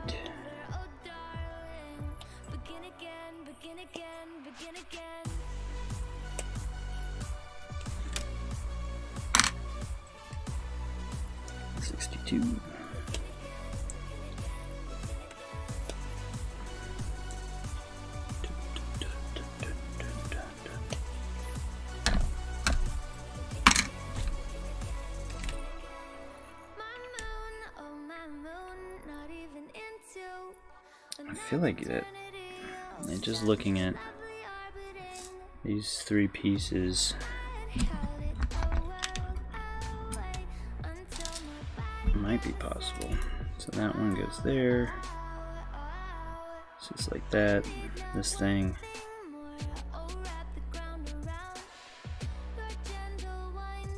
just sits on top. Okay. That's why you need that piece, because it just, there's no actual guiding connection there. It's, this holds it in place where it needs to go. Okay. So that will not be a sub-assembly there. Otherwise, like, none of those pieces can go together. Then we got the pilot. 9, 10, his legs go into the seat, and all his other bits, including his neck. 7, 33, 9, 10, I'm looking for as well. 25 and 42.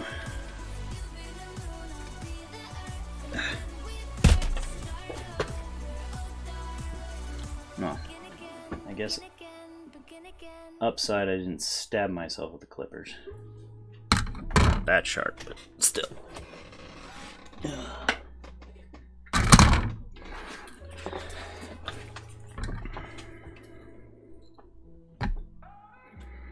Any more pilot pieces on here? No. Set that off to the side.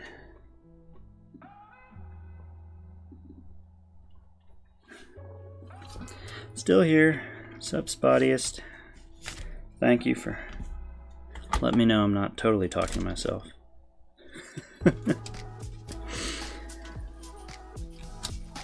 Any rambles you want from me? Ramble topics? Always good for rambles.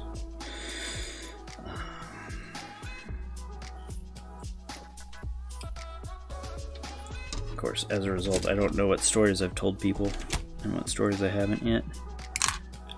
It's like, I'll like start a story and I get a look from my wife and I'm like, oh, I've already told you this story, haven't I? She's like, yeah, about a dozen times. Like, alright, well,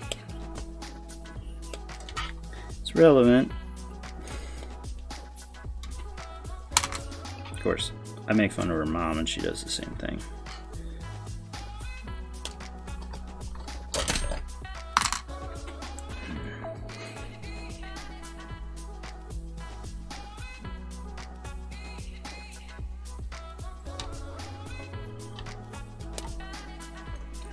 Torso.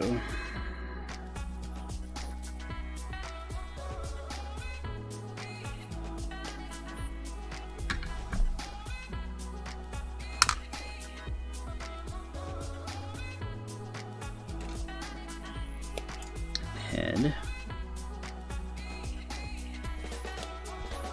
hey, it worked.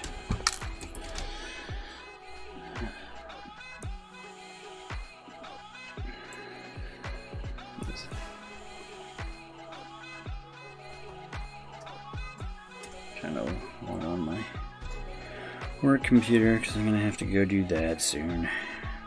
Sigh. Back to work after having 3 days off, plus a weekend, so 5 days total. Alright. 2.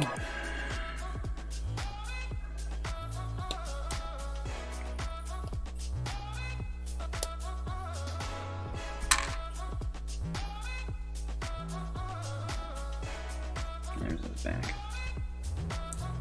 Where's this dude's back?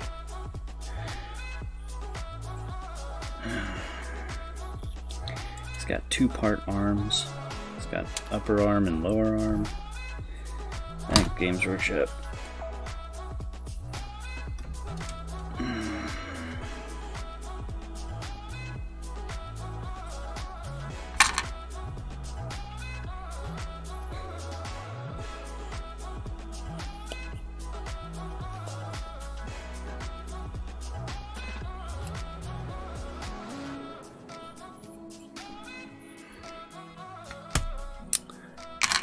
So, random, we watched the second Independence Day again last night. It wasn't as terrible as I remembered. I remembered it being pretty bad.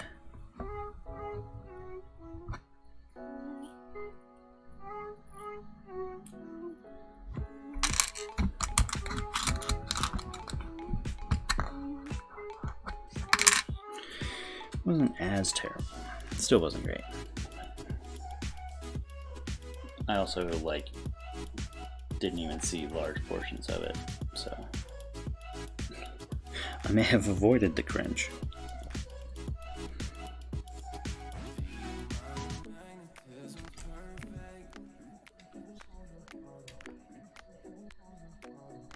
I like how you attach his can't really see that. You attach his lower arm to that, and then you attach his upper arm to the lower arm that's already in place. That's kind of funny.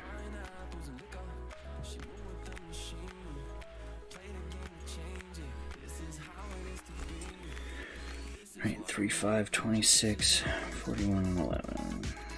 There's 41. That upper arm that I'm going to curse later.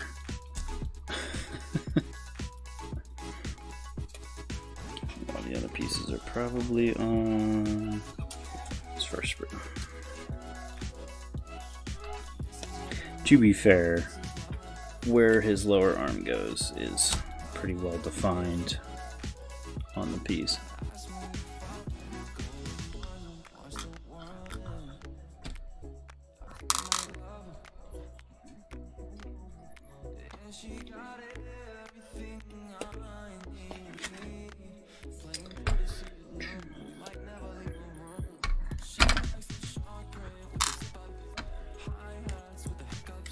Three and 5.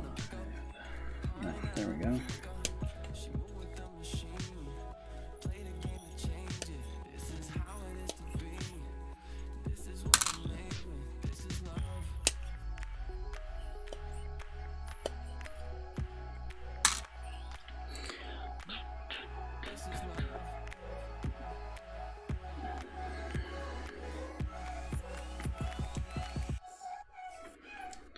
And then we go back to this for these pieces.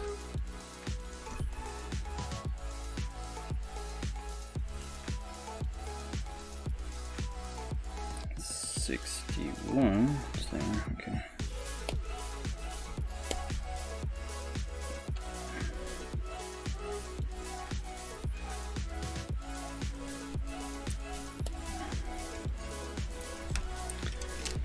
So how many points of tau are you looking at having right now, Thomas? Or not Thomas, Spottiest.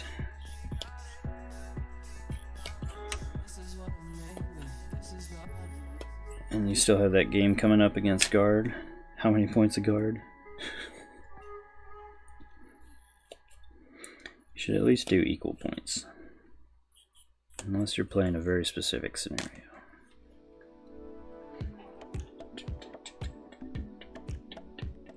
Yeah. Error warning.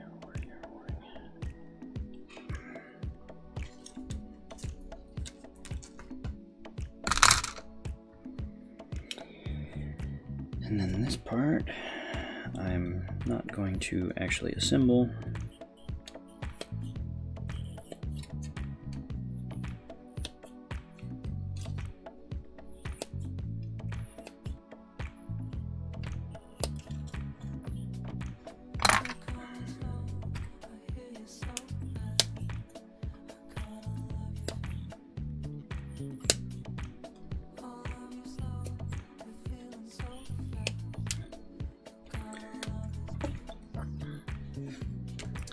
I do. Well, keep me posted when that happens. Let me know how it goes. Hopefully you have fun. It's the name of the game. So that's everything for the cockpit.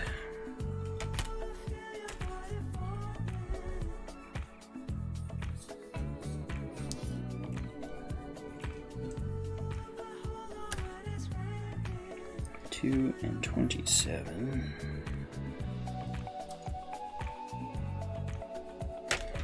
So here's the 227s.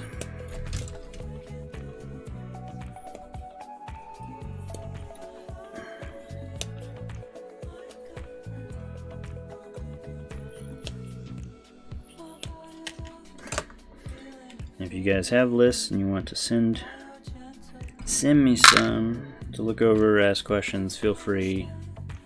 Social media things down below. Best way to get a hold of me, probably Facebook. Also just email ftgtgaming@gmail.com. That's actually a really good way of getting a hold of me, because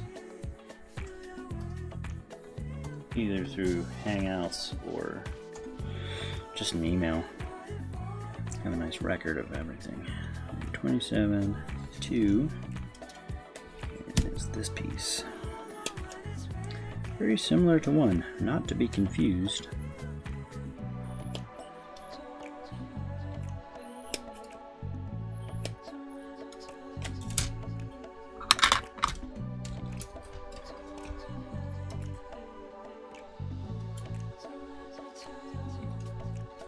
And all the 29s. There are 4 29 pieces there.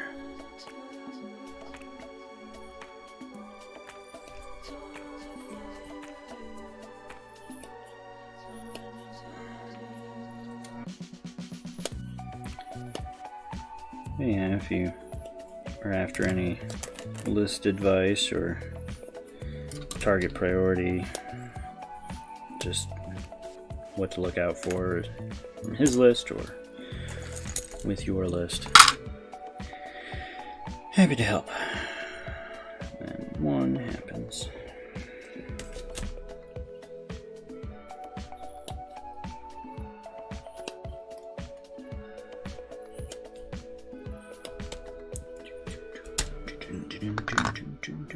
I don't know any of these songs. I still managed to sing along. 64, 65. That weird little tail thing.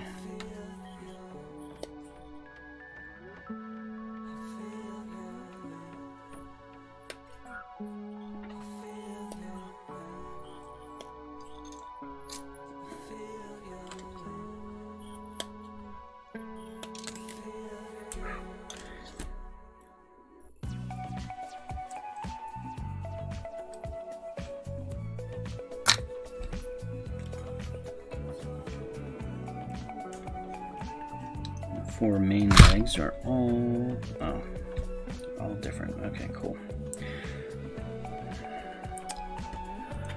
Cool story, bro. Put these pieces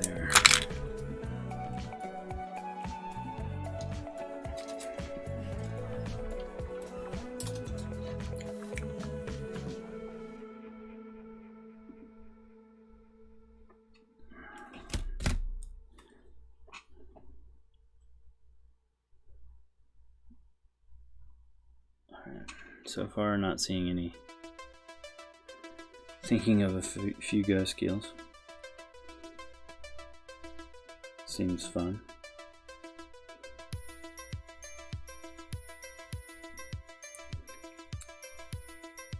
I wasn't sure last time we were talking about it if you guys are just doing like full collection on full collection, or are you doing like an actual like 2,000 point game, or X point game, full collections. Okay. I would suggest at least looking at power levels and at least going into the game knowing if someone's way ahead. And then you can kind of craft your narrative, right? Like if he's got twice the power level that you do, then it's a desperate last stand or a incisive, preemptive strike or something. And you can, even if not within the game, you can kind of come up with your own little fluff backstory for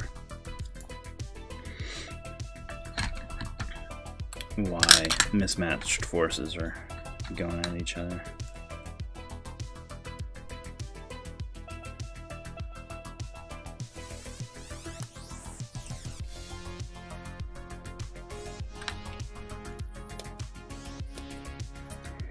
That would just be my suggestion.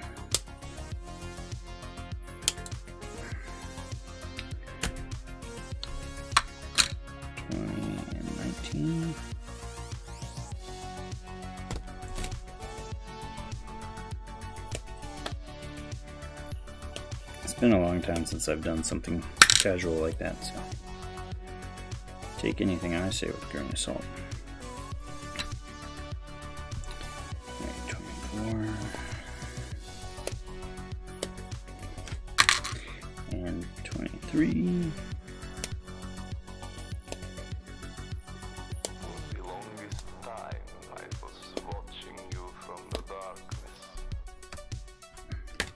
Okay, Dracula.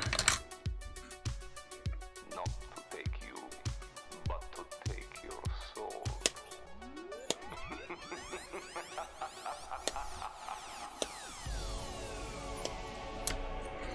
Sure thing, Drac.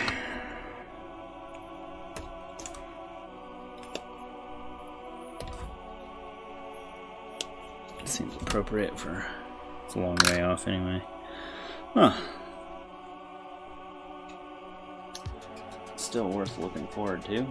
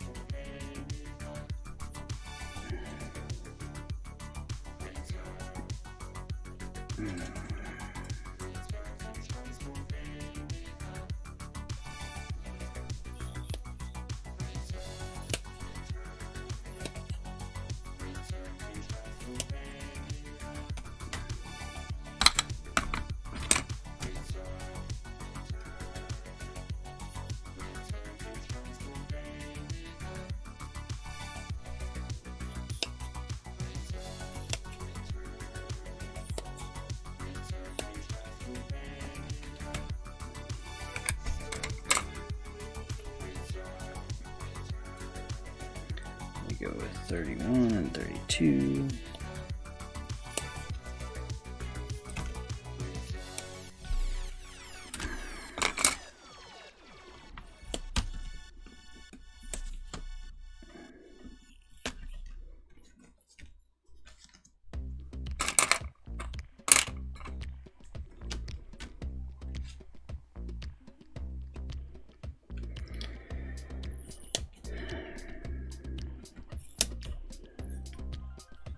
He's like more than 4 hours away. Okay, so you guys gotta plan in like a get together. I gotcha. Yeah, we used to, my group of buddies, try to do twice a year, and then it became once a year, and now it's been like 2 years since we've done it, but have a gaming weekend at my place, and initially it was just 3 of us, and then we started it kind of expanding it to being a bunch. So last year I tried to coordinate it, but life happened for everybody, and it just ended up being me and one of my buddies from high school, which was totally fine. And that's last year, as in early 2019. We were planning on doing like April, maybe even March or April, but obviously that didn't happen this year.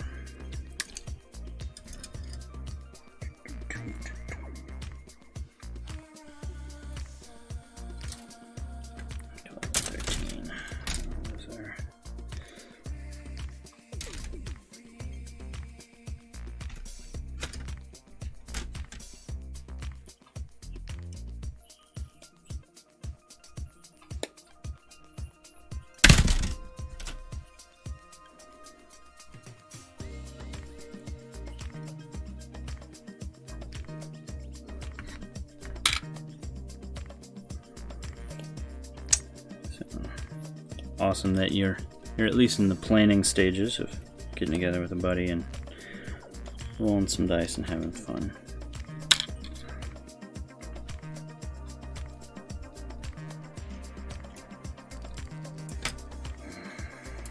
All right. And 28 is the last like universal part.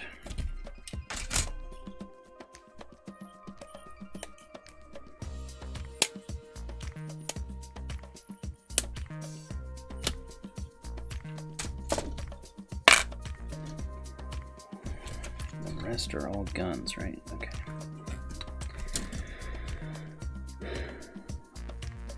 Oh man. To use a common core.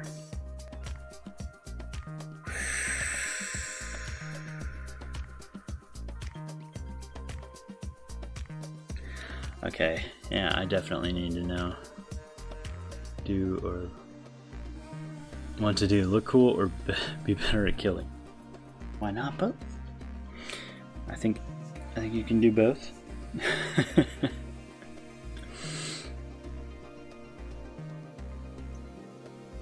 Bring things that seem fun to play. Whatever your definition of fun, that would be my primary recommendation. Oh man.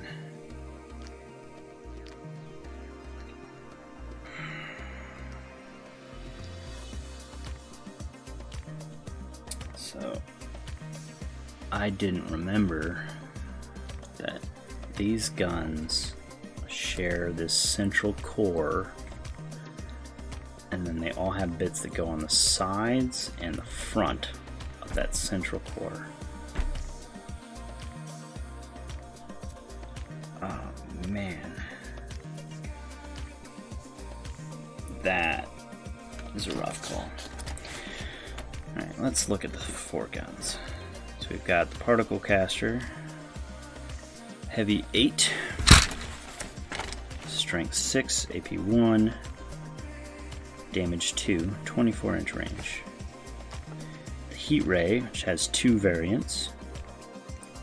A 12-inch Flamer, 2d6 shots, Strength 5, AP 1, 1 damage. Or the Melta variant, 24-inch range, 2 shots, Strength 8, AP 4, d6 damage.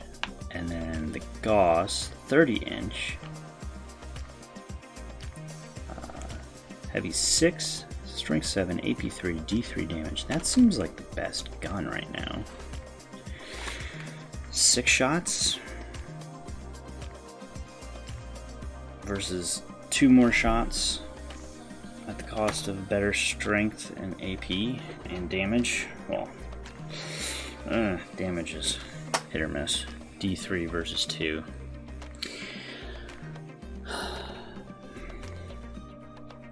So I can't magnetize this. There's just no way. Alright. Resend that email to Sean. Oh man, it is pouring right now. I'm half surprised we haven't lost connection.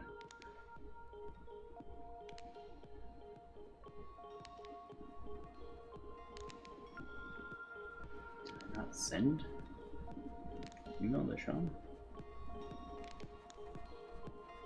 It's not in my sent file.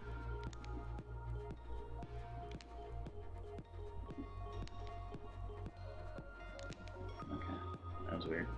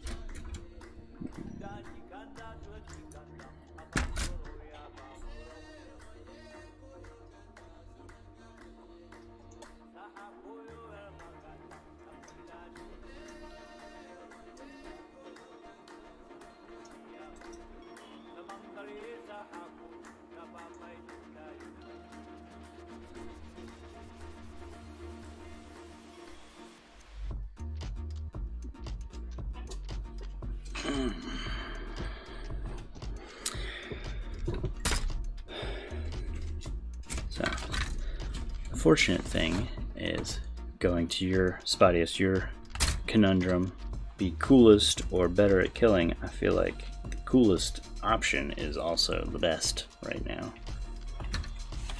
So I think that's the coolest looking one. I have two in that variation.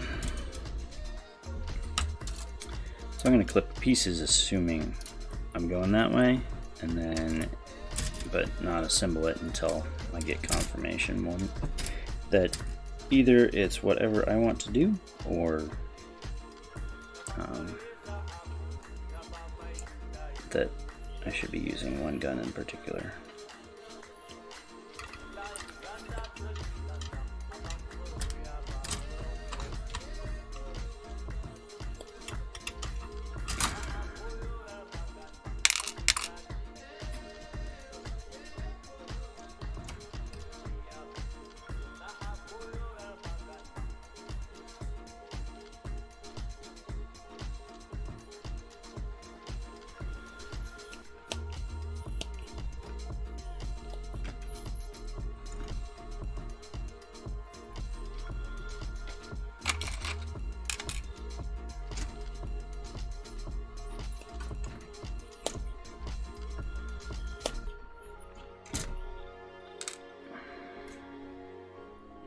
Every single piece off of this sprue. Hooray!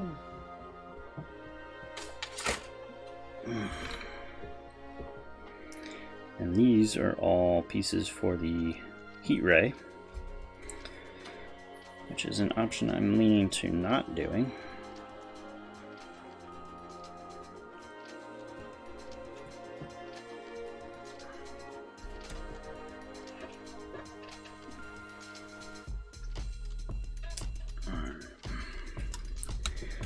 Almost 840, or it is 840.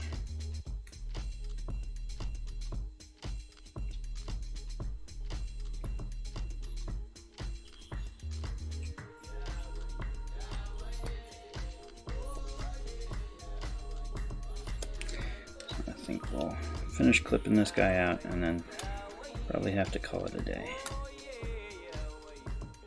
45, 43. Thank you, Spottiest, for keeping me company while I'm working on these guys.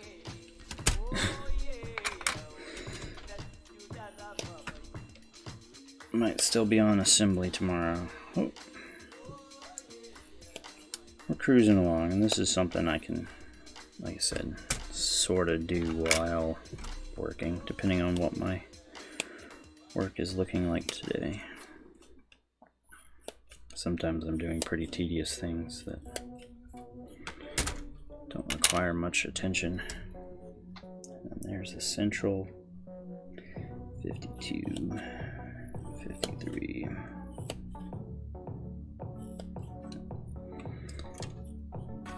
So what someone needs to do is print a bunch of these pieces.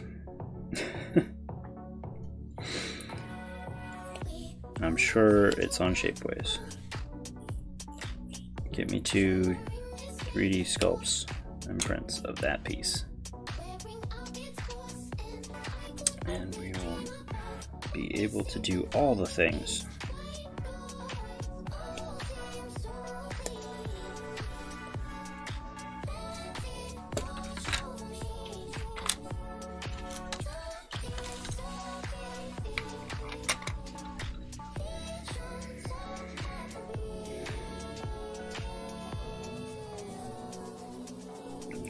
And these are the other gun options.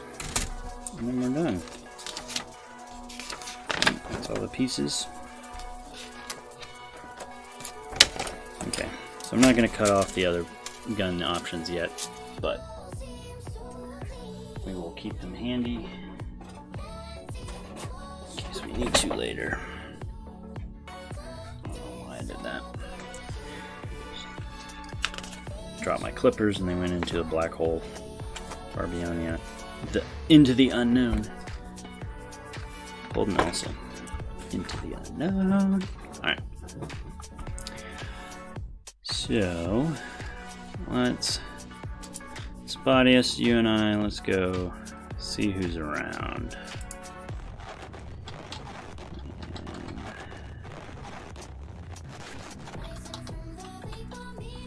That messes up.